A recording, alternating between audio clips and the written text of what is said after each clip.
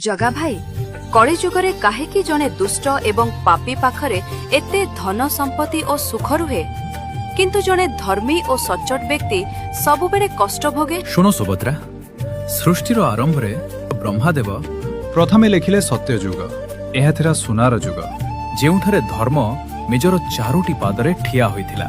एहा परे से लिखिले त्रेतय जुग जेउठारे धर्मर प्रभाव टिके कमिबाकू आरंभ हैला। परे आसिला द्वापर जुग जेउ समय रे पुण्य एवं पाप मध्यरे संतुलन टलमल हेबाकू लागिला। एहा परे ब्रह्मदेव जेतेबेले निज कलिजुगर नाम लेखिबाकू आरंभ कले सारा ब्रह्मांड थरी उठिला। अंधकारु एक विकराल रूप जन्म नेला। तार शरीर थिला अमावास्या राति ठारू अधिक कला।